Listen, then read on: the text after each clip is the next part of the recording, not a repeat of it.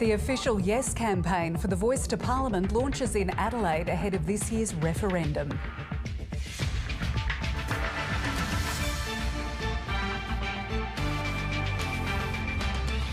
The CFS brings in extra resources as the temperature in Adelaide climbs above 40 degrees.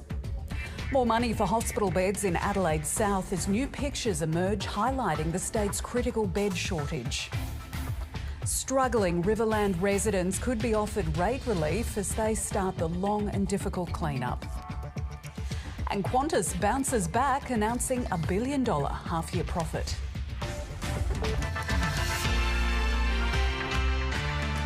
Good evening, Jessica Harmsen with ABC News. The campaign to enshrine an Indigenous voice to Parliament in the Constitution has officially launched. Organisers are urging Australians to speak up and ask questions about the referendum. But one prominent Indigenous senator has warned the debate is about more than just the yes or no campaigns. The ABC's referendum correspondent Dan Bourchier is on Kaurna country in Adelaide. Dan, momentum's been building for months. How have they framed their pitch? Jessica, good evening. Well, it's been very much focused on the grassroots, on the community, on chats around coffee tables and community groups. And we know that the last couple of days, campaigners here have been having a conversation about how to get the complexity of the voice to Parliament and of referendum across as though that campaign ramps up in the months ahead. That culminated in this event this evening, right here at Tandanya, where we've heard speakers talking about their experiences about what this voice to Parliament could mean, what sort of impact it could have, and what it would mean for the country more broadly. I spoke to one of the lead campaigners, Dean Park, and here's a little of what he had to say. It's about taking this campaign for recognition through a voice out of the bubble and back down to where this campaign belongs, which is with the people of Australia. We've been very pleased to announce that the Paul Ramsay Foundation has agreed to contribute $5 million to the campaign, and I think that's a validation of our efforts to really make sure that the community is involved in this. And Dan, how will the no side be sold?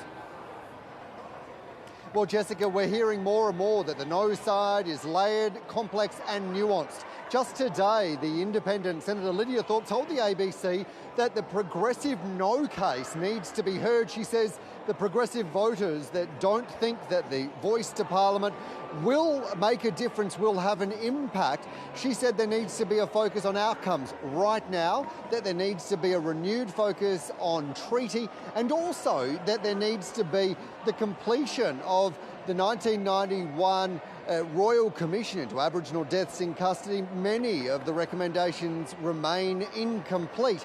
In addition to that, Jessica, we know that many of the no campaigns have spent this week in Western Australia, where they've told me today that there are many people saying they don't know what the voice to Parliament would be, others saying that there are still questions that remain unanswered. That, Jessica, becomes the big question for the yes and the no campaigns in the months ahead before, of course, all Australians of voting age make their decision in the referendum later this year, Jess. Thanks, Dan. Dan Bourchier reporting there. A bill that would create an Indigenous voice in South Australia's Parliament has passed the Upper House. The bill would create a state-based body elected by Indigenous South Australians that can address Parliament, Cabinet and government executives. It passed with support from the Greens and SA Best, but was opposed by the Liberals and One Nation. It's the first stage in the bill's progress, and it will now be debated in the lower house, where the opposition says it'll try to amend the bill.